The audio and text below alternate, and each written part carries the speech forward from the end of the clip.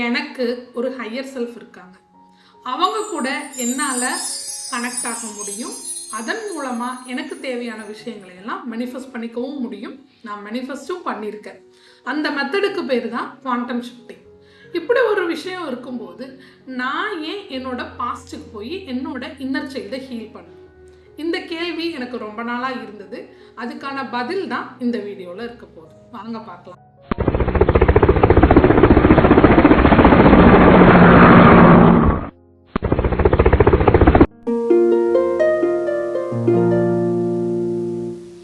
எல்லாருக்கும் வணக்கம். நான் வாசுகி சங்கர். நான் 8 இயர்ஸாக லா ஆஃப் அட்ராக்ஷன் ப்ராக்டிஸ் பண்ணிட்டு. ஸோ குவாண்டம் ஷிஃப்டிங் அப்படிங்கிறது என்னன்னு பார்த்தீங்கன்னா, எனக்கு ஒரு பெஸ்ட் வெர்ஷன் இருக்காங்கன்னு வச்சுக்கோங்களேன். அதாவது ஒரு 20 வருஷம் கழிச்சு இருக்கிறவங்கன்னு நம்ம இமேஜின் பண்ணிக்கலாம். அப்போ அவங்க என்ன பண்ணியிருந்துருக்கலாம்னா, ஒரு 10 புக் எழுதியிருந்துருக்கலாம், இல்லை அவங்களுக்கு ஒரு 10 மில்லியன் சப்ஸ்கிரைபர் இருக்கலாம், என்ன வேணும்னா இருக்கலாம். நான் எந்த விஷயத்துக்கு ஆக்ஷன் எடுக்கிறேனோ அந்த விஷயம் கண்டிப்பாக நடந்திருக்க போகுது, சரிங்களா? ஆனால் அவங்களுக்குன்னு ஒரு சில குவாலிட்டிஸ் இருக்கும். என்னென்ன குவாலிட்டிஸ் இருக்கலாம்? அவங்களுக்கு நிறைய கான்ஃபிடென்ஸ் இருக்கும், இருந்திருப்பாங்க, அவங்களுக்கு நிறைய ஸ்கில்ஸ் இருக்கும், சரிங்களா? பட் அவங்களுக்குன்னு ஒரு எனர்ஜி இருக்கும் இல்லைங்களா? அப்போது அந்த எனர்ஜியை இப்போ கரண்ட் செல்ஃபாக இருக்கிற நான் ஃபீல் பண்ணணும். அதாவது அந்த விஷயங்கள் எல்லாத்தையும் நான் அச்சீவ் பண்ணிட்டேன். அப்போ நமக்கு என்ன கிடைக்கும்? ஒரு ஃபுல்ஃபில்மெண்ட் கிடைக்கும், ஒரு ஹாப்பினஸ் கிடைக்கும் இல்லைங்களா?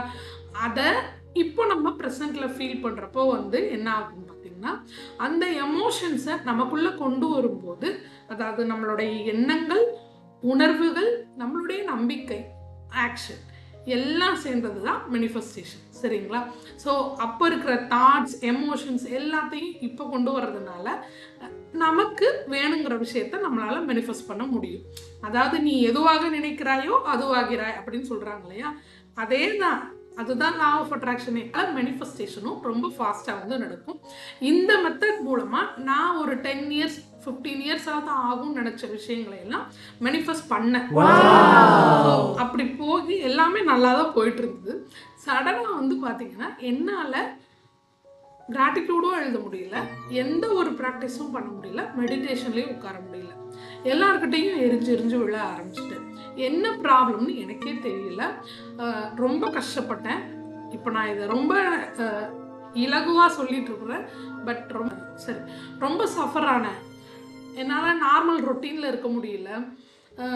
ஒரு சில விஷயங்கள்லாம் நான் என்னென்னா, நம்மளை பற்றி நமக்கு தெரியும் இல்லையா? நம்ம அந்த என்விரான்மெண்ட்டில் இல்லைன்னா நம்ம பாட்டுக்கு ஆக்ஷன் எடுக்காமல் இருப்போம்னு சொல்லிட்டு நான் வேணும்னே நிறைய ஏதாவது ஒன்றில் பார்ட்டிசிபேட் பண்ணிட்டோ, ஏதாவது ஒரு இதில் என்னை கனெக்ட் பண்ணியே வச்சுருப்பேன். அப்படி இருந்தும் பார்த்திங்கன்னா எனக்கு என்ன சம் சேலஞ்சஸ்லாம் வரும்போது எனக்கு அதில் அப்போது நிறைய ஃபியரும் அதிகமாகிடுச்சு.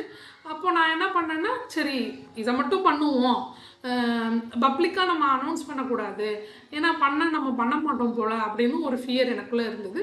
ஸ்டில் நான் பண்ணேன். அப்படி பண்ணியும் ஒரு 3 நாளைக்கு மேலே என்னால் பண்ணவே முடியல. அப்போது அதெல்லாம் நடந்தப்போ நிறைய இன்சல்ட் பண்ணுற மாதிரி எனக்கு தெரிஞ்சுது. ரொம்ப ஹர்ட்டிங்காக இருந்தது.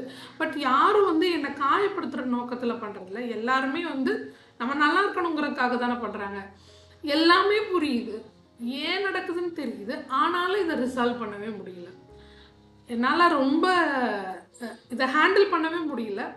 அப்போ தான் சரி நம்ம இதையாவது ட்ரை பண்ணி பார்ப்போமே, ஏன் நம்ம காசு கொடுத்து வாங்கிட்டு அதை யூஸ் பண்ணாமல் இருக்கணும் அப்படின்னு சொல்லிட்டு நான் அதுக்கப்புறம் தான் அதை ட்ரை பண்ண ஆரம்பித்தேன்.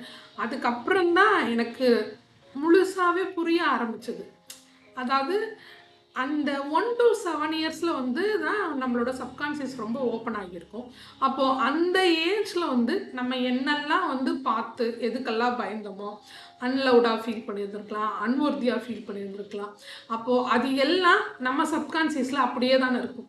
அதுவும் நானும் நிறைய மெடிடேஷன்லாம் பண்ண ஆரம்பித்ததுனால ரொம்ப நான் என்னோட டீப்லி கனெக்டடாக மாறிட்டேன். சரி, உங்களுக்கு ஒரு கோல் தான் இருக்குது, அதை மேனிஃபெஸ்ட் பண்ணால் போதும் அப்படின்னு நினச்சிங்கன்னா நீங்கள் ஏதோ ஒரு மெத்தடை சூஸ் பண்ணி டிசிப்ளின் மெயின்டைன் பண்ணி அந்த கோலை உங்களால் ஈஸியாக அச்சீவ் பண்ண முடியும், சரிங்களா?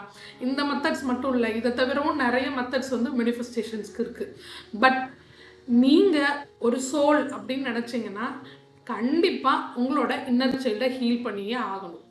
நம்ம இன்னர் சைல்டை ஹீல் பண்ணால் மட்டும்தான் நம்மளோட ஹையர் செல்ஃபோட கனெக்ட் ஆக முடியும். ஏன்னா எனக்கு அதாவது இது என்னோட தனிப்பட்ட கருத்து தான். என்னால் என்னோட ஹையர் செல்ஃப் கூட கனெக்ட் ஆகவே முடியல. ஏன்னா நார்மல் மெடிடேஷன்லேயே உட்கார முடியல. சம்திங் இஸ் மிஸ்ஸிங்கிறது எனக்கு புரிய ஆரம்பித்தது. தென் அதுக்கப்புறம் நான் heal it took me 3 months. இன்னும் கம்ப்ளீட்டாக சரியாயிட்டேனான்னு எனக்கு தெரியல. இப்போவும் சம்டைம்ஸ் வந்து அவங்க வரமாட்டாங்க. ஆனால் என்ன கேட்டால் என்ன சொல்லுவேன்னா, ஹீலிங் இஸ் லக்ஸரின்னு தான் சொல்லுவேன். ஏன்னு பார்த்தீங்கன்னா, இப்போது நானே இருக்கிறேன், என்னோடய ஃபேமிலி ரன் பண்ணணும், நான் தான் ஆக்ஷன் எடுத்தாகணும் அப்படின்னு இருக்கிறப்போ வந்து நான் போய் இவ்வளோ காலம் வெயிட் பண்ண முடியாது இல்லைங்களா? ஸோ மேனிஃபெஸ்ட் பண்ணுறதுக்கு there are so many methods. எதை யூஸ் பண்ணினாலும் நம்மளால் மேனிஃபெஸ்ட் பண்ண முடியும். பட் நீங்கள் வந்து ஒரு சோல் அடுத்தடுத்து ஸ்பிரிச்சுவலாக நீங்கள் எவால்வ் ஆகணும்னு நினச்சிங்கன்னா கண்டிப்பாக இன்னர் சைல்டு ஹீலிங் தேவை தான். பொதுவாக இந்த ரிலேஷன்ஷிப் ப்ராப்ளம் இல்லை சம் கைண்ட் ஆஃப் ட்ரூமா அந்த மாதிரியெல்லாம் அஃபெக்ட் ஆகியிருக்கவங்களுக்கு வந்து பார்த்தீங்கன்னா கண்டிப்பாக இன்னர் சைல்டு ஹீலிங் பண்ணி தான் ஆகணும். It really works and worth it. அதுக்கப்புறம் தான் வந்து நான் தான் சொல்கிறேனே, நான் ரொம்ப கஷ்டப்பட்டேன். அப்போல்லாம் வந்து நான் டெய்லியும் ஒரு போஸ்ட் மட்டும்தான் போட்டுட்டு இருந்தேன். அதுக்கப்புறம் தான் நானே என்னை கொஞ்சம் கொஞ்சமாக நான் தேர்த்திக்கிட்டேன். கொஞ்சம் அது ஹீல் ஆனதுக்கப்புறம் தான் வந்து என்னால் இந்த வெளி உலகத்துக்குள்ளேயே வர முடிஞ்சதுன்னு கூட சொல்லலாம். இந்த வீடியோ உங்களுக்கு ஒரு புரிதலை கொடுத்துருக்குன்னு நம்புகிறேன். தேங்க்ஸ் ஃபார் வாட்சிங். உங்களுக்கு இதில் ஏதாவது டவுட்ஸ் இருந்தால் கமெண்ட்ஸில் கேளுங்க, நான் கண்டிப்பாக ரிப்ளை பண்ணுவேன். பாய்.